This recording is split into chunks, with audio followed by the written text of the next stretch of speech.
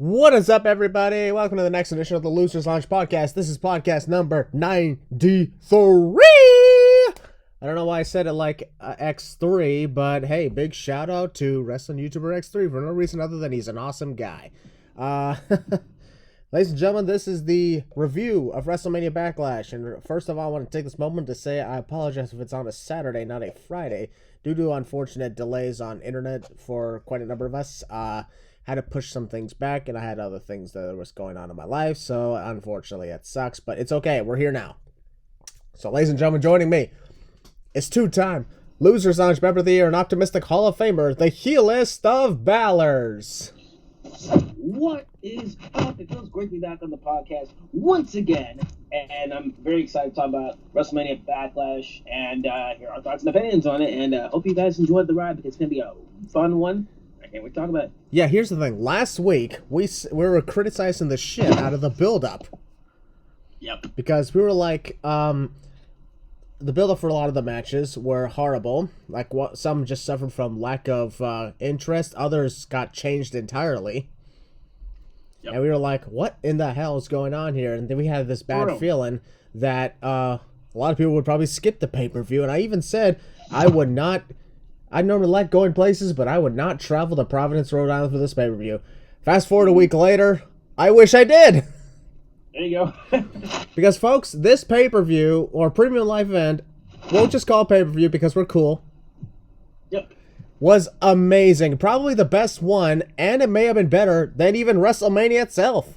This show, in my opinion, was really, really fun. I actually gave it, and I know this is a bit over-exaggerating, this is how much I love this show. I gave this like an 8 out of 10. That's how much fun I had with it. Because, like y'all heard last week from myself and Chris, going to this show, we were, let's just say, not really impressed with WWE's booking and how they were handling things heading into the show. We thought it was all a B-plus pay-per-view and a throwaway show. But overall, I mean, you're going to hear what we have to say about it, but I thought it was really fun. Hey, I'd give it an A-. There you go. Still up in the A's, so that works. Mm-hmm. You know, they always say, like, you know, if, just like in your grades, as long as you're in the A's or the B's, I guess you're doing well. There you go. Just don't get into C's or D's. Keep up with your studies, folks, especially since around this time for a lot of people, finals are coming up, so study hard. Oh, yeah.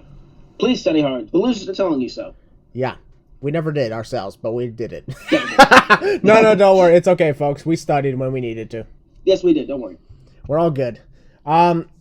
For my case, I honestly think I should have drove to Providence, Rhode Island for the pay-per-view. This is why, honestly, you should never judge a pay-per-view until it happens, which we didn't. We didn't judge the show itself. We said the build-up sucked. We were saying, this better be freaking good. Literally screamed at the top of our lungs last week. That's literally what we said. Yep. And hell, they delivered. They did. Almost every match was, in my opinion, a B or an A. There you go. Almost. There was only probably one or maybe two occasions where we were close into a C's, but there wasn't any D's. Yeah. There you go. That's the good sign right there. No D's. So. Yep. Yeah. Yep. All right. Well, WrestleMania Backlash kicked it off with the big rematch from WrestleMania, which is Cody Rhodes against Seth freaking Rollins, and this time, in my opinion, they absolutely topped their last performance. For real. I mean, I actually thought it was a very spectacular, pun intended, stupendous fun showing. There you go, stupendous, spectacular, stupendous. You know, the two words right there, they're most associated with this company. So there you go. I thought it was, in my opinion, better than WrestleMania itself. Maybe it's because, like, the action was more fast-paced. It didn't feel like a WWE type-ish match. It felt more like they were free to do what they want, They went out there and put their bodies on the line. It was just amazing to see what Seth and Cody can do because they can gel so well together. They have amazing chemistry in the ring together. You know what I think they did? What's that? I think they just took a look at the title and imagined the word Backlash wasn't there. They just said, let's do it. Let's run with it. Yeah, let's just pretend it's WrestleMania, huh? They did. Yeah. And I think the big reason why a lot of people preferred the one at Mania over this one at times is because, well, that was when Cody made his return, and in my opinion, his entrance was better than their match. Oh, yeah. They got rid of the Cody beta for some reason, so... Here's the thing, folks. I was at Monday Night Raw after WrestleMania back in Dallas, and I saw them use the Cody Vader, as they call it. The technical crew had a tough time getting it off the stage when, he was in the ring cutting his promo. That's funny. So they had to literally take it apart in some places just so they can get it out of there. Oh, wow. And I guess that right there, that's the reason why they're not using that. But don't fret. I think they could use it for some of their stadium events coming up. I mean, I don't, based on like seating charts, I don't expect it for Money in the Bank or SummerSlam because, you know, they're entering through the dugouts here. Mm-hmm. But however, their Clash at the Castle event in the United Kingdom, they may customize the shit out of that. Please, yes. Because, well, you know, Cardiff, Wales, and, you know, we got to get some sort of dragon-like thing up there or something. Yeah. But that's September, folks. But don't worry, we're going to have a lot of fun talking about those stadium events. Mm-hmm. In terms of WWE, however, we still got Hell in a Cell coming up. Yeah. But that's another time. In the meantime, the match with Cody and Seth went on about the same amount of time as their last match did, except this time it seemed like, you know, they started off at the bottom and worked the momentum all the way up, but never once went down. You know, some matches start fast and furious and then suddenly just drop for a long time and they only pick up in the last minute. That sucks. This was nothing like that. Story in the ring, all that kind of stuff, so it helps. Exactly. That's exactly why I enjoy those type of matches. And Cody and Seth, great performance. And as we have seen on Monday Night Raw after that, this feud's obviously not over. There's probably going to be one more inside Hell in a Cell. Rightfully so. Yeah, I'd be down for that. I mean, here's the thing. I've already seen some comments. Some people are already saying, like, Cody Rhodes came back just to have the same opponent. I'm like, no. It's a feud. Hello. It's a 3 feud, man. It's a triple. It's a trilogy. What did you expect them to do? Yeah, here's the thing. I get this whole thing of coming back from AEW, but I just want to put it on record. Hikaru Shida and Serena Deeb had more matches than Roman Reigns and Brock Lesnar. He's got a point there, folks. So I'm just saying, you know, a lot of competitors are known to have been feuding with the same people because, you know, you got to finish it off. And for this case, yes, Cody Rhodes is up 2-0. He won the match. So a lot of us were probably thinking Seth would win to tie it up and we'd have a rubber match. But this case, if you notice, the match ended. Seth tried to pull the tights, but then Cody reversed it and pulled Seth's tights. Clever booking right there. And people saying, "Oh, Cody cheated." People, Seth used it first. Hey, have you all ever heard the phrase "turnabout is fair play"? I don't think they have, Christian. I don't think they have. No, they haven't. No, we're losers. That's why we know so much shit. Exactly. If you wanna get to know more about wrestling, here's the thing. Go see the losers, people who are losers, honestly, because they know more. We're nerds. Exactly. We're nerds who love wrestling. Hell yeah. We're like Pat McAfee just hanging out in his podcast studio talking things. In his case, mostly talking sports. And by the way, folks, go watch the Pat McAfee show. That's always fun. Please, yes. He's really good. He's a great commentator as well. Great commentator for SmackDown, but at the same time, a great sportscaster. And fun wrestler, too. Holy crap. Yeah, WrestleMania really showed it when he went off with Theory.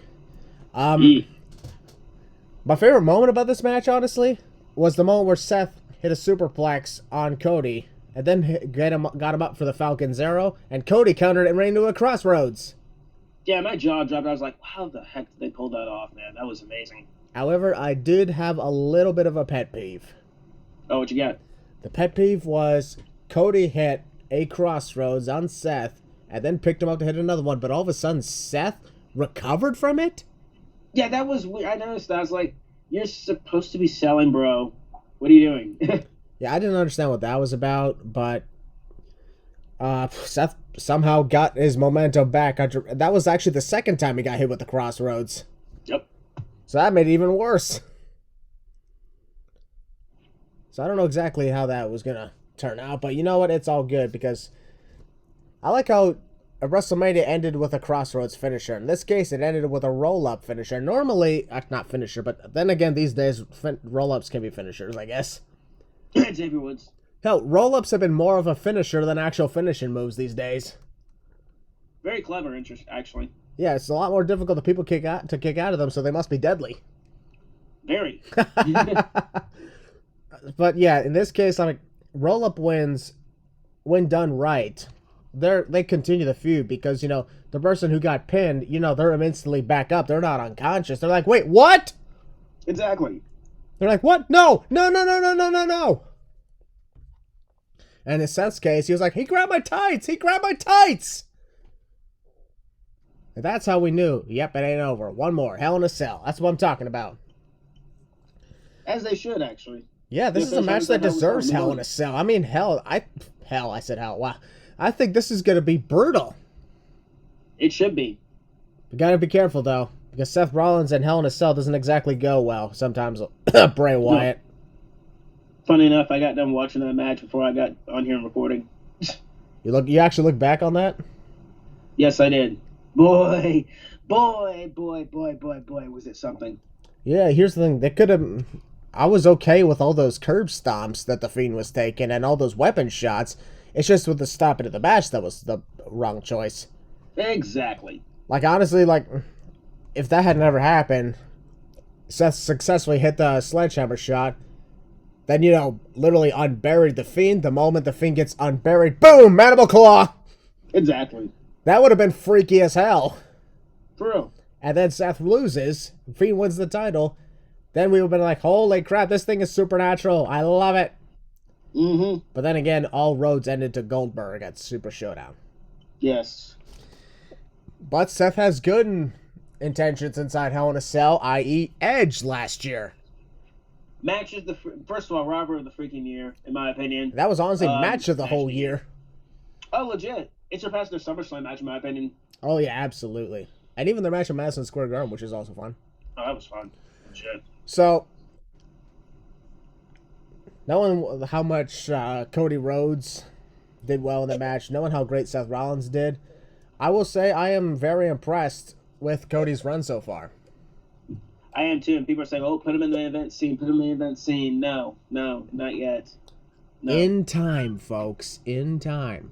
Hell, honestly, after Hell in a Cell's over, Cody should try and go for Money in the Bank.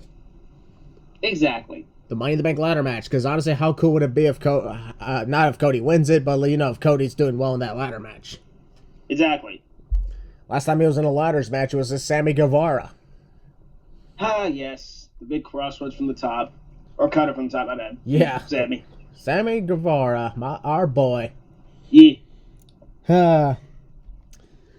Still don't get his deal with Ty Conti. No, I don't. Really needs to stop getting into the storylines because this is not working out. No offense. Yeah, it's not. Yeah.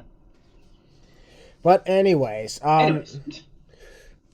so I would say this was match of the night at WrestleMania Backlash. For real, I agree. Yep. So, you know, after that lasted, we were like, okay, here's the Cody and Seth was one of the only matches in the build-up that actually had good build-up.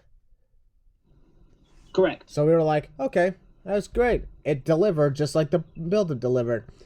Boom. Then we moved on to the next match right here. The next match, folks, it was Omos versus Bobby Lashley. And I remember when we saw Omos's name pop up, we were like, oh boy. I mean, I enjoyed their Mania match. I'm not even gonna lie. I liked it.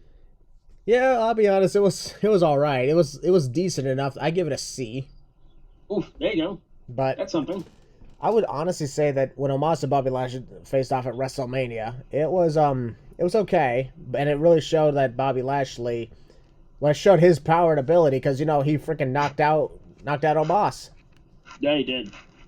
And pinned him. So in this case, this is different though because Omos has Bobby Lashley now. Yep. I mean, what did I just say? I'm gonna cut that part out. I messed up. All right. This is a little different because Omos has MVP now. Yeah, for real. Raw after WrestleMania. I honestly thought it was going to be at WrestleMania. Omos was going to get the win because MVP turned on Lashley. I was shocked that, you know, oh no, Lashley won, beat Omos at WrestleMania. But then the next day, you know, MVP turned on Lashley. But if you noticed, MVP was not even at ringside at WrestleMania. Nope. So, boom. Celebrating his woe without him. I made you the Almighty. And I think it was a good thing that MVP joined up with Omos because Bobby doesn't need him anymore. Nah, Bobby's doing so well on his own. His promos are getting better. He's always been a pretty fun in-ring general. But his promos really have been the best, if you've noticed him over these past few years. But now he's finally coming into his element. That's most thanks to MVP and the Hurt Business. Yep. And Omos definitely could use MVP. Yeah, because Omos, no offense, dude, you're not the best talker, so you need a good guy on the mic. So there you go, MVP. MVP does the most talking, and Omos, basically gets the last line, which is actually good. Fantastic stuff. I'll put you out for good. That's all he needs. Yep. MVP then responds, yeah, that's what I'm talking about. Let's go. Oh, yeah. That's what a lot of people need in this company. And really good talker. Ronda Rousey. Exactly.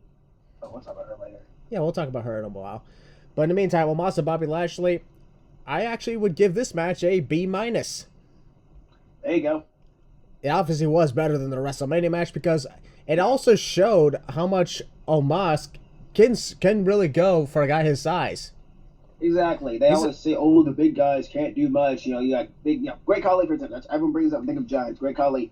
Look at Omos. Look at Braun Strowman. Yeah, here's like Omos. Athleticism and run. Omos is like the same height as the Great Khali and almost the same weight as well. Yeah, he is. So, and yet you've seen how fast he runs. Yes, exactly. Really goes to show that, he can really do great when needed. I don't see it lasting that long, though, so we'll enjoy it while we can. There you go. In terms of, do I see Omos being a champion? I'd probably say not a world champion. Mid-card at best. I could see an Intercontinental or U.S. title reign, but at the same time, it'd probably be difficult for him to do much with it, representing as champion. Being a bodyguard or else being half of the tag team champs with AJ Styles was a good thing on his part. Great. Oh yeah, AJ and Omos, that was an entertaining team. Hey, do you remember the time? We'll get right to the next match really quickly, folks. But do you remember the time when AJ didn't think Omos could speak English? Yeah, legit. Yes, he's like, wait, do you even speak English? Of course I do. What? Exactly. He's like, I have so many questions now. There you go. He's like, how come you never told me? You never asked. It's like the Kofi Kingston Jamaican line from 2009 with Triple H. Yeah. He's like, aren't you supposed to be Jamaican? What happened to your accent? Classic moment. Yeah, that was awesome. It was nice. It's like, most importantly, we exposed this man as a phony Jamaican. Boom. But speaking of, traditions and everything, you notice Omos is known as the Nigerian Giant because he is from Nigeria. Hey, makes sense. It's more... Isn't it weird that he's from Nigeria, but he doesn't have the accent, yet Apollo Crews, who's not from Nigeria, does? Exactly. Speaking of, where the hell is he? I don't know. I was thinking maybe you could team. Well, since you just said right there, they're both from Nigeria, got MVP, and I think Apollo still has Commander Aziz. I don't freaking know. You could have put them all in like a free little stable. I don't freaking know, Nigerian stable. Yeah, that actually would be cool. I wouldn't mind it. Yeah, I wouldn't mind it either. You know what, WWE, I know you guys listen to us. Yeah, we do. Put up Commander Aziz and Apollo Crews to join up with MVP and Omos. Please. Thank you very much. If you don't do it, that's fine. It was worth a shot. All right, well, Omos got the win because, MVP hit Lashley with the cane. Yep. And Omos hits what he calls a choke bomb or something. I mean, at the same time, I don't look at that as a choke slam. He doesn't grab you by the throat. Nah. He grabs you by your neck. He's not grabbing your throat. He's like, trying to rip your freaking head off. Exactly. So, did you enjoy the match? From what I remember, it was fun. I actually enjoyed the Mania match just a bit more. I might say that during this podcast, but oh well. But it was really fun, and the right winner won. Bobby won at WrestleMania. I actually thought he was going to lose. No joke at Mania. He lost here, and I don't think it's over. If they have another match, I don't freaking know. But yeah, as for the winner, I like it. Omos gets the dub, and I think we're not finished yet with this rivalry. Yeah, I don't know what they're gonna do next. I would not put them inside Hell in a Cell, but then again, actually, they're being put into a steel cage this upcoming Monday. Yeah, they are. So that's the end of the rivalry, I think. Yeah, I think that was a good thing that Lashley said. When he made the challenge for a cage match, he was like, "Next week on Raw," because I'm like, this doesn't need to be a Hell in a Cell match or anything. Good, because it's not that personal. Yep, there you go. Cody and Seth, that's worth the sell. Yep. And perhaps maybe the next match I'm about to talk about. That's Edge versus AJ Styles. And in this case, yes. Damian Priest was banned from ringside. And as you guys noticed, folks, for WrestleMania, Damian Priest joined up with Edge and created a new team, and they look pretty awesome. Judgment Day is, but the name is just still, I'm so skeptical about that. I think that should be called, something else, but, It's understandable, though, because, Judgment Day, Scales of Balance, and that one-time Edge post for a pay-per-view in 2009. Throwback. I freaking love it. Yeah, I actually like how they managed to do that, and it's working. Exactly. And honestly, Edge's entrance thing, The Other Side by Alter Bridge, is so much fun. Dude, I can't get it out of my head, no joke. It's so good. You know what my favorite part about his entrance this time was at Backlash? What's that? Did you like how it looked like he was wearing vulture wings? Oh, yeah, that's pretty Walk into the ring, and they're on awesome. the big screen behind him. They show those vulture wings. So freaking cool. I know a lot of people complain about, stage setups saying they look the same and everything, but honestly, the big screen setups that they got has their advantages because of stuff like that. Exactly. And also, let's be honest, it may not look like much, but it's a lot more expensive. Yeah. Because that's all, those are giant-ass LED screens. Yep. That you can literally change up to anything. Bro. Besides, a few other companies, they don't change their stage setups for anything. No, they don't. They just copy off of others. Moving on. Yeah, so when AJ Styles took on Edge in this rematch, I'd say it was... I'm at a, wondering... At times I wonder whether it was as good as the WrestleMania match or maybe not as. Mm-hmm. But I would say the story was a lot more different because, there was the influence of Damian Priest, even though he wasn't around. But I like how at the end of the match, Damian actually showed up and pointed at the line saying, "I ain't over the line." Exactly. Because the rule was banned from ringside. He was not at ringside. Nope. But then who should show up but Finn Balor? Literally jumped him from behind. I was like, yo, what the heck? And then I remember when I watched that, Finn Balor jumped Damian Priest from behind, and as a result, Priest went over the line. I'm like, he went over the line! Disqualification! Exactly. And they got in the ring and they brawled backstage. Yeah, and AJ Styles was about to win, but then a masked figure suddenly pushed AJ off the ropes, and Edge got the win, knocking him out like a crossface sleeper hold? Crossface sleeper, yeah. Yeah, I like how Edge does that. He did that to Seth Rollins at SummerSlam. Yeah, for real. And Hell in a Cell. No, he won with the spear. He won with the spear Hell in a Cell? No, he won with a curb stomp at Hell in a Cell. Curb stomp, okay. Granted, it was a little bit of a botched one, but Yeah, it was. And then that masked person joined Edge in the ring, but even before that masked person took the mask off, we kind of had a feeling who it was based on the pants. Exactly, and the figure. I mean, I knew exactly who it was. Yeah, we were like, it's like, okay, person's a little too short to be anyone who's like Damian Priest size or anything like that. Leggings, the pant leggings are designed a certain way. I'm like, yep, it is. And there it was, Rhea Ripley. Mark, that was so freaking hard, man. It was so cool. Has black hair and all. She's all gothic. It fits her so much. I love it. Yep, to see Rhea Ripley joining in with Judgment Day with Edge and Damian Priest, my God, like Edge, he really knows talent. Edge is doing probably some of the best. I know people are saying on like, oh, Edge is all washed up, all that kind of stuff. Oh, he doesn't need to be doing this kind of stuff. How about y'all set to his face and get in the ring and do what he does? Exactly. Y'all won't do that. Exactly. I'm loving this new version of Edge. I mean, first of all, he does best as a heel, in my opinion. And this stable, first of all, they're saying this stable is a ripoff of the Dark Order. No, not even close. People, calm down. This is honestly more. This honestly more reminds me of the Ministry of Darkness. Exactly. It's just a little toned down version of them. They're not doing sacrifices and stuff. For what we know, at least. I'm freaking out. But did you? Here's like I will also say on the Raw after I liked Edge's haircut. Oh, dude, he looks great. And remember, they gave a little ominous warning saying we ain't done recruiting. Nope. Who could possibly join in, I wonder? I don't know at this point. I mean, there are many other figures who could join the stable, but the one thing I love about Judgment Day and Edge especially is that he, it feels like his promos aren't scripted. You know what I mean? When he goes off on these tantrums on the fans, I literally busted out laughing at some of the stuff he said this past week. I'm like, yes, get them, tell them. Like, he's calling us idiots, he's calling us, like, sheep, he's calling them, people online, like all that kind of stuff. They love it. I love it. He actually brought up the words keyboard warriors.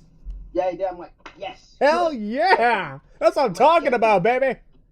Telling people like, oh, you guys always, bother us at airports, shove in our faces, shove autographs in our faces, and some of you. I'm like, yes, get them, tell them how it is. I'm like, thank you.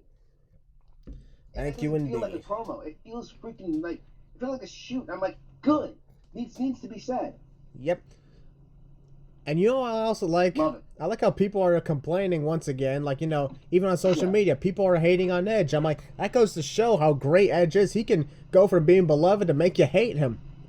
The man is getting, like, legit hatred. It's like, that's what you want in a character right now. And Edge is one of the most believable characters out there who can pretty much play the heel role and make it believable, which is good. I also like how, Rhea Ripley the next night on Raw beat Liv Morgan in a match, made her tap out, and then put that submission hold back in, and Edge was tapping out with Liv Morgan. Oh, I was laughing so freaking hard, and then that. Oh, I'm just loving this Edge. Honestly, if we were there, I would freaking join in with Judgment Day. There you go. Hey, they apparently they were still recruiting, so hey, Edge, hit me up, dog. No, honestly, you should join up with AJ Styles and Finn Balor. Oh, there you go. After all, maybe you want to join up with the revamped Bullet Club. Oh, yeah. There you go.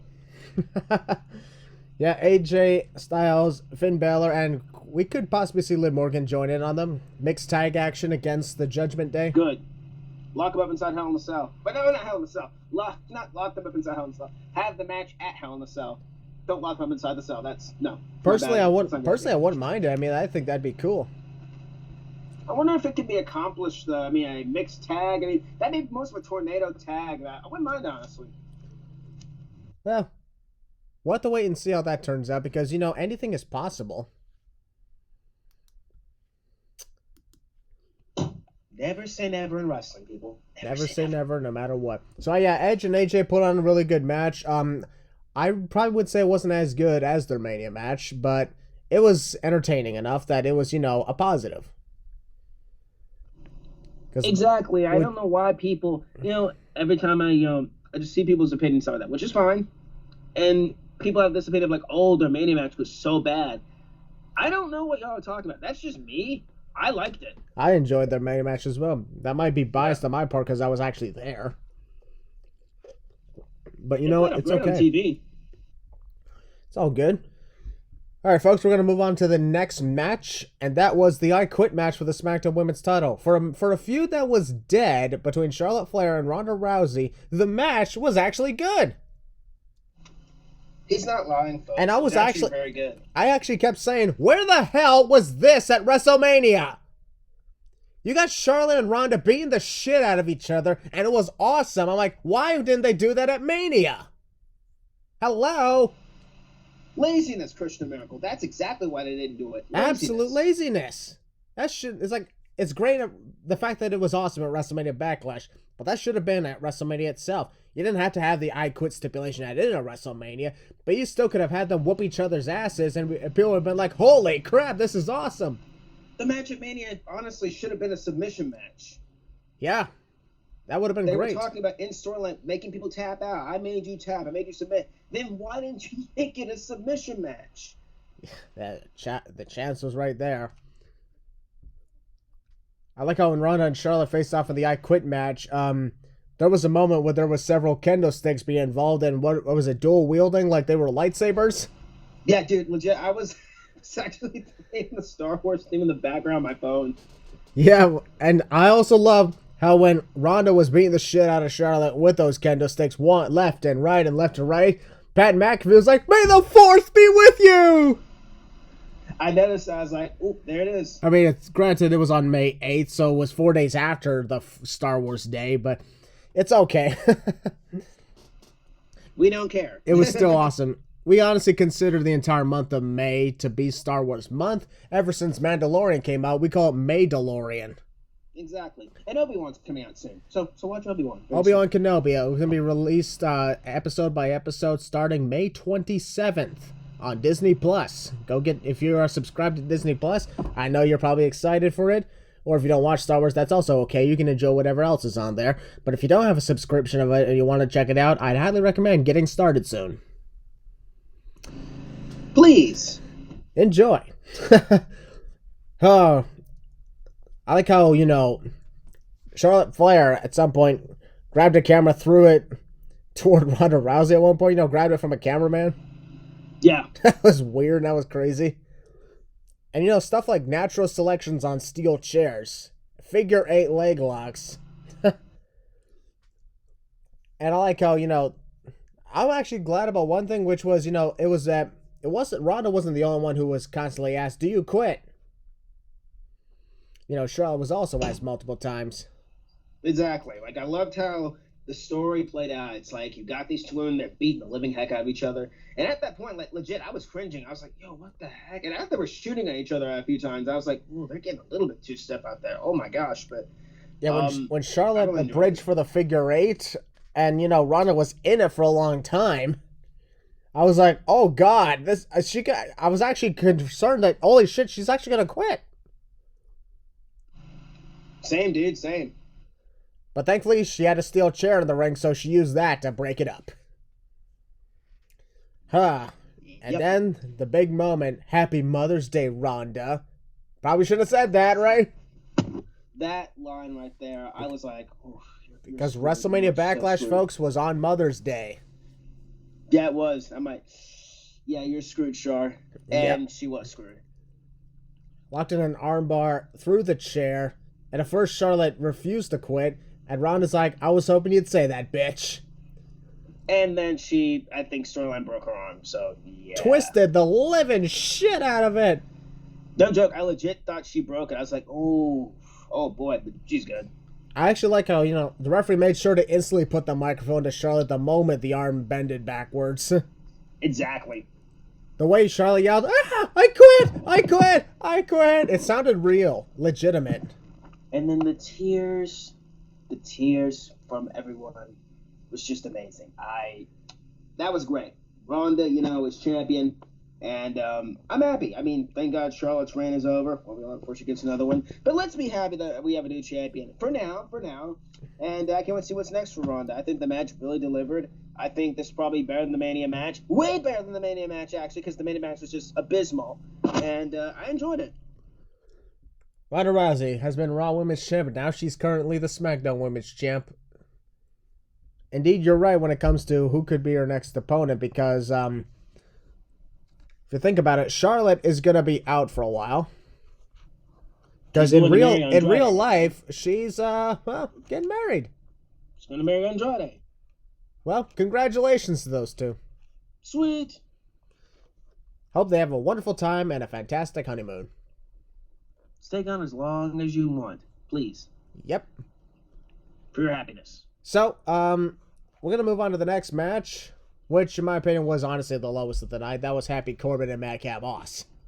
Okay, I'm not gonna lie. I didn't watch the match until at the very ending. No joke. You did? So I can't really speak on it, honestly. That's all right.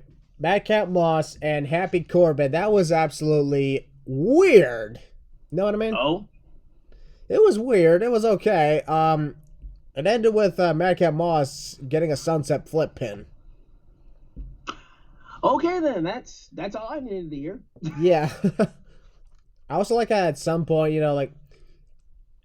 Happy Corbin, did a move that he rarely does nowadays. You remember that moment when, he slides under the ring and, I freaking love that move, dude. Turns around to the corner and then gets back in the ring to hit a clothesline? Freaking love that move. Yeah, I also love when he does that. He's Corbin, he has a lot of great moves, whether it's that, the End of Days, or even the Deep Six. I love that one, huh? Deep Six is one of my favorite moves of his. Delivers it so clean. But in the end, Madcap Moss got the surprise win over Happy. Yeah, I was actually fixing dinner during the matches. So I was like, I didn't care about this match. So I walked away, fixed myself some dinner, ate my dinner, got up, went to go do dish, all kind of stuff. I get back, the match is over. I was like, oh, cool. Yeah, it was only 8 minutes long. So, there was that to think about. Ah, gotcha. So there's not much to say about it, but I gave it a C-. Okay. Ladies and gentlemen, we're going to move on to the main event. Yeah. And that was the 6-man tag team match with the Bloodline taking on Drew McIntyre and RK Bro.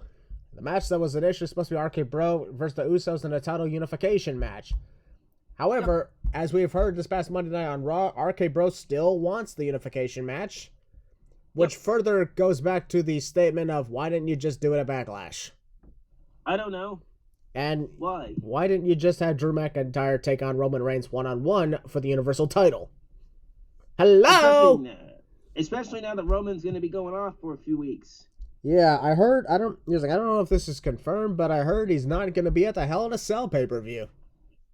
Apparently not. On the poster, it's Cody. Yeah, Cody's in the middle of everything now. I'm like, this is actually not a good thing because he's got both the world titles.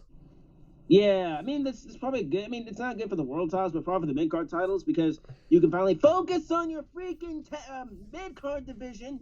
Yeah, like Ricochet, who, by the way, has been a great Intercontinental Champion, defending it whenever he gets a shot. Exactly. And Theory with the United States Championship as well could be cool, depending on who he faces. I mean, he's still got the whole thing with, Mustafa Ali, The Miz. Exactly. There's actually a lot of other things going on that could have actually culminated in a match, like Kevin Owens and Ezekiel. That stuff right there, that whole Ezekiel thing is hilarious. Yeah, I was thinking everybody around is like, yeah, that's Ezekiel. What's your problem, KO? Exactly, that's Zeke. How great was it to see the debut of Ken Owens? I was on the floor laughing, man. I really enjoyed it, man. It's a shame we never got to see Ken Owens compete. Yeah. I wonder if he was ever as good as Kevin is. Yeah. I guess we'll never know, but it's okay. Ladies and gentlemen, the 6-man tag match with the Bloodline versus Drew McIntyre and RK Bro was amazing. I think for me it was like third. I would say second because I think the third match was probably the women's I Quit match. First, I was Cody and Seth. This match really delivered, in my opinion. It was all of it. It was long too. It was 22.5 minutes long. It was the longest match of the night, and it was also like crazy. You had Reigns and McIntyre brawling outside the ring, and they had a great series of tag team action with the Usos and RK Bro. If you notice, Drew and Roman rarely were competing in the match. There were hints and teases, like they both got in there and they got into it with each other for I think 5-ish minutes, 4 minutes, and then they got out and they did their own thing. Let the tag champs do their thing as well, and it was a really fun experience. Just see all these guys go out there and do their thing, and there were so many spots I just can't name them off, man. There were amazing spots during this match. Absolutely, there was so much crazy stuff that went on. Mm-hmm. But as usual, when it comes to the last amount of minutes, that's when all the brawls break out. Yep, and it did. Oh boy, did it. Yep, there was so much crazy shit going on, from Superman punches to RKOs to Claymores to power bombs, announce tables. Which I freaking love it when there's the back body drop on the table. I like how it's part of his in-ring stuff. It's great. Yep. I also like how Riddle hits an RKO on Jey Uso from the top rope, but just as Jey leaped, Reigns tagged in. Yeah, that was he almost missed him. I look back on it, he almost missed. Yeah, he did. Could you imagine if Roman missed the chance to tag him in? Well, that would have been a loss, so. Yep. Or he would have just jumped in and broke it up. There you go. But that was the perfect way to sneak in, because, he literally jumped in the air to tag himself in. Yeah, he did. A lot of people question how that was legal. I'm like, he was at the corner, and he was close enough to the corner that it was a legal tag. Yep. Plus, his body was in the air, not standing on the floor, so. Yeah. So, Riddle thought he had the match won, but turns around, Roman hit him with a spear. But my honest favorite part of the match was when Roman got hit with an RKO by Randy Orton. Oh, sick, dude. Yeah. At this moment, it's gotten to the point where actually I'd like to see Randy try to win the title from Roman. Not here's the thing, I don't expect him to win it, but he should definitely face Roman for the title, because ever since Roman became Universal Champ in 2020, he never faced Randy Orton. Nope. He was supposed to a Survivor Series of the whole champion versus champion thing, but then Drew won the title back. Yep. So I'd love to see Roman Reigns and Randy Orton. Please, yes. Granted, that may mean that RK Bro has to split, but sometimes things have to happen. Exactly. That'll be okay. They can do that. Yeah, bro. Whew. So much chaos happened to the point where we left, the moment WrestleMania Backlash went off the air, when the Bloodline got the win, we were like, we're satisfied. Very satisfied. Yep. And honestly, like, here's like, if Roman is taking time off, that's understandable, but he should at least still show up to defend on pay-per-view. I hope he does. Yeah, because I really think that would be great because he can take time to himself and his family and come back when it's needed. Exactly. That way, he's not much of a Brock Lesnar because Brock Lesnar literally misses pay-per-views all the time. Man, I miss Cowboy Brock. Yeah, that promo heading into WrestleMania 38 was amazing. Oh, it was. The usage of Metallica's All Nightmare Long. Classic. Oh, yeah. I love Metallica. They rule. But yeah, that's our review of WrestleMania Backlash. And oh my god, this was only 40 minutes in length.